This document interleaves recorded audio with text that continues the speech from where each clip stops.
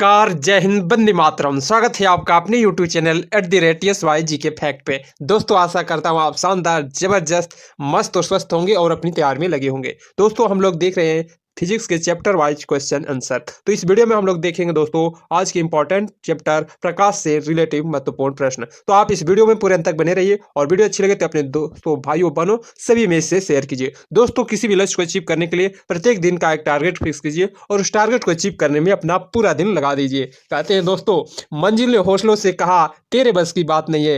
हौसलों ने मंजिल की आंखों में आंखें डाल के बोला चल छुट्टी, तेरी इतनी औकात नहीं है। दोस्तों, किसी भी लक्ष्य को अचीव करने के लिए जरूरी है कि जब आंखों में मान लिया, मंजिल को अपना मान लिया, मुश्किल क्या आसान क्या, अब ठान लिया तो ठान लिया। अब ठान लिया दोस्तों तो उसे करके ही छोड़ेंगे। जब तक तोड़ेंगे नहीं तब तक छोड़ेंगे नहीं। ऐसे जोश और जुनून होना चाहिए दोस्तों अपने किसी भी लक्ष्य को अचीव करने के लिए। चलिए दोस्तों, बिना देरी के स्टार्ट करते हैं प्रकाश चैप्टर के महत्वपूर्ण क्वेश्चन आंसर। पहला क्वेश्चन है दोस्तों, सौर कुकर में सूर्य के अवरक्त प्रकाश को एक बिंदु पर केंद्रित करने के लिए किस प्रकार के दर्पण का प्रयोग किया जाता है? कौन सा ऑप्शन सही होगा? समतल दर्पण या अवतल दर्पण या उत्तल दर्पण या परवलयाकार उत्तल दर्पण? कौन सा ऑप्शन सही है दोस्तों? सौर कुकर में सूर्य के अवरक्त प्रकाश को एक बिंदु पर केंद्रित करने के लिए किस प्रकार के दर्पण का प्रयोग किया जाता है? तो अवतल दर्पण का प्रयोग किया जाता है। ऑप्शन बी इसका करेक्ट आंसर होगा। दोस्तों, अवतल दर्पण में कैसा प्रतिबिंब बनता है? तो अवतल दर्पण में दोस्तों उल्टा हुआ वास्तविक प्रतिबिंब बनता है। ध्यान रखिएगा। अगला क्वेश्चन देखते हैं, दृष्टि वैमनस्य को किस लेंस के प्रयोग से दूर किया जा सकता है? दृष्टि वैमनस्य को किस लेंस के प्रयोग के द्वारा दूर किया जाता है? उभयावतल या बेलनाकार लेंस या उत्तल लेंस या अवतल लेंस? कौन सा ऑप्शन सही होगा दोस्तों? क्वेश्चन नंबर 2 का आंसर क्या हो जाएगा दोस्तों? तो बेलनाकार लेंस का प्रयोग किया जाता है, द्विफोक्सी लेंस का प्रयोग किया जाता है दोस्तों।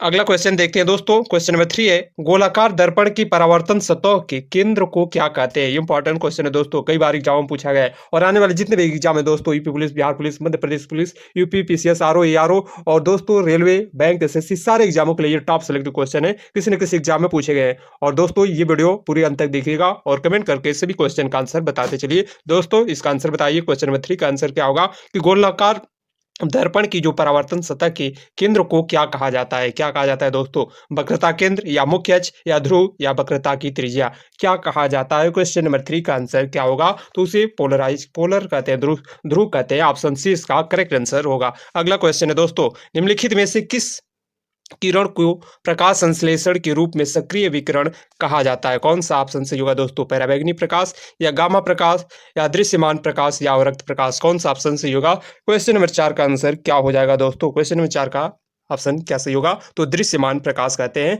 ऑप्शन सी इसका करेक्ट आंसर होगा। दोस्तों, प्रकाश क्या है? प्रकाश एक प्रकार की ऊर्जा है। प्रकाश एक प्रकार की ऊर्जा है जो कि विद्युत चुम्बकीय तरंगों के रूप में संचरित होता है। और दोस्तों, जिसे हम आंख के द्वारा देखते हैं उसका तरंग दैर्ध्य कितना होता है? ये कई बार एग्जाम में पूछा गया है दोस्तों। तो कितना रेंज होता है उसका? तरंग दैर्ध्य 3900 एंगस्ट्रॉन से 7800 एंगस्ट्रॉन के बीच होता है। और दोस्तों, कई बार पूछा जाता है कि विद्युत जो प्रकाश होता है कौन सी तरंग है? प्रकाश कौन सी तरंग है दोस्तों? तो प्रकाश विद्युत चुम्बकीय तरंग सिद्धांत के द्वारा कार्य करता है। तो ये कौन सी तरंग है? तो विद्युत चुम्बकीय तरंगें जो होती है दोस्तों अनुप्रस्थ तरंगें होती है। तो प्रकाश कैसी तरंग है? अनुप्रस्थ तरंग है। ध्यान रखिएगा, कई बार एग्जाम में पूछा गया है। अगला क्वेश्चन देखते हैं दोस्तों। क्वेश्चन नंबर 5 है कि बैंगनी रंग की प्रकाश की तरंग दैर्ध्य लगभग कितना होता है?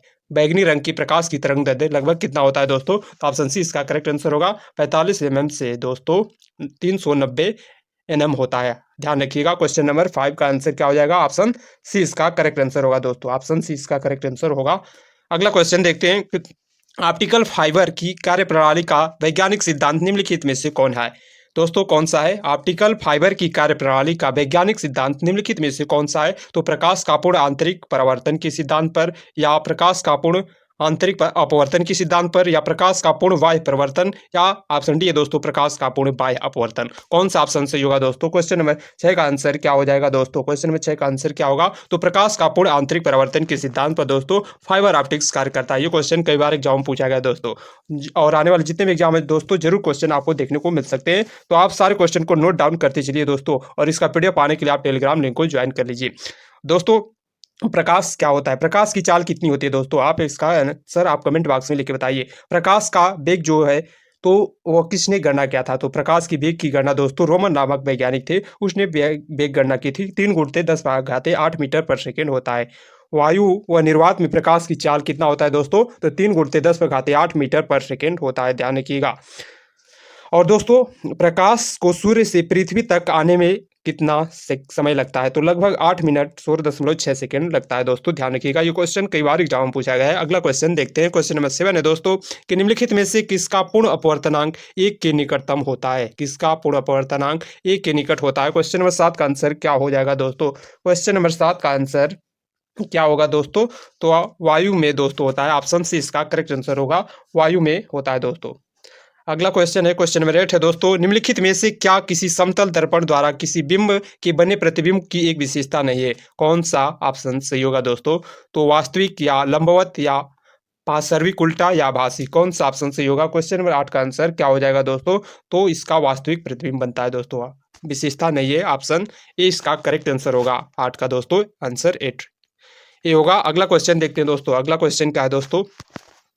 अगला क्वेश्चन क्या है दोस्तों? क्वेश्चन नंबर 9 है दोस्तों कि वायुमंडलीय अपवर्तन के कारण सूर्य हमें सूर्योदय से लगभग कितने मिनट पहले दिखाई देता है? ये भी इंपॉर्टेंट क्वेश्चन है दोस्तों, कई बार एग्जाम में पूछा गया है। तो इसका आंसर क्या होगा दोस्तों? कितने मिनट पहले दिखाई देता है? क्वेश्चन नंबर 9 का आंसर क्या हो जाएगा दोस्तों? तो 2 मिनट पहले दिखाई देता है। ऑप्शन सी इसका करेक्ट आंसर होगा दोस्तों, 9 का ऑप्शन सी इसका करेक्ट आंसर होगा। अगला क्वेश्चन देखते हैं दोस्तों, निम्नलिखित में से किसका प्रयोग सूर्य की किरणों को फोकस कर सोलर कुकर का ताप बढ़ाने के लिए किया जाता है? ये भी इंपॉर्टेंट क्वेश्चन है दोस्तों, कई बार पूछा गया है।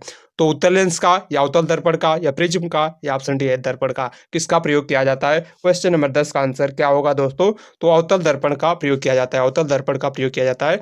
अवतल दर्पण क्या होता है दोस्तों? तो प्रतिबिंब को एकत्रित करता है, सॉरी दोस्तों, वो प्रकाश की किरण को एकत्रित करता है, तो अवतल दर्पण का प्रयोग किया जाता है। ऑप्शन बी इसका करेक्ट आंसर होगा। अगला क्वेश्चन है दोस्तों, पृथ्वी तक सूर्य की किरणें पहुंचने में लगभग कितना समय लगता है? तो कितना समय लगता है दोस्तों? क्वेश्चन नंबर 11 का आंसर क्या हो जाएगा? तो दोस्तों कितना लगता है? 8 मिनट 16.6 सेकंड लगभग होता है। ऑप्शन सी इसका करेक्ट आंसर होगा। अगला क्वेश्चन देखते हैं दोस्तों कि परावर्तन में परावर्तन कोण के समान होता है, कितना होता है दोस्तों? क्वेश्चन नंबर 12 का आंसर क्या हो जाएगा दोस्तों? क्वेश्चन नंबर 12 का आंसर क्या होगा?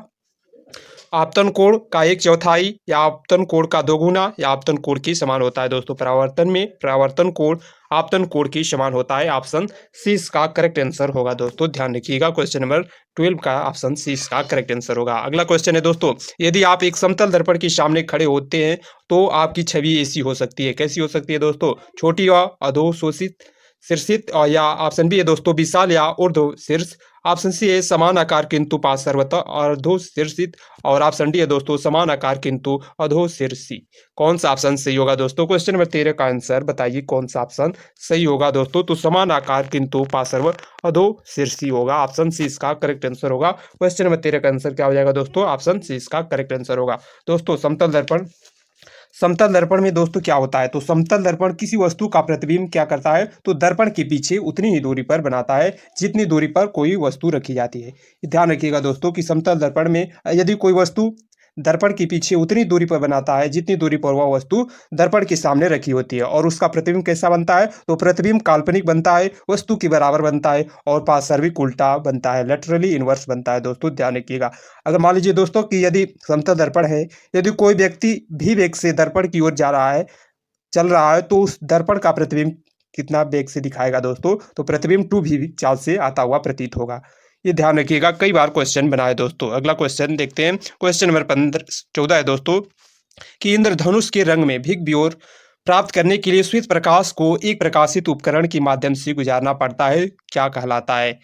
जो कहलाता है लेंस कहलाता है या कांच की पट्टी कहलाती है। ऑप्शन सी है दोस्तों दर्पण या ऑप्शन डी है प्रिज्म। कौन सा ऑप्शन सही होगा? क्वेश्चन नंबर 14 का आंसर क्या हो जाएगा दोस्तों? तो इसे प्रिज्म कहते हैं, ऑप्शन डी इसका करेक्ट आंसर होगा। थैंक्स दोस्तों, अगर ये वीडियो अच्छी लगे तो इसे लाइक कीजिए और अपने दोस्तों भाइयों बहनों सभी में से शेयर कीजिए, और एक प्यारा सा कमेंट जरूर कीजिए कि आपके कितने क्वेश्चन सही है। और दोस्तों इसका पीडीएफ पाने के लिए आप टेलीग्राम लिंक को ज्वाइन कर लीजिए। तब तक के लिए मिलते हैं नेक्स्ट वीडियो में। जय हिंद दोस्तों।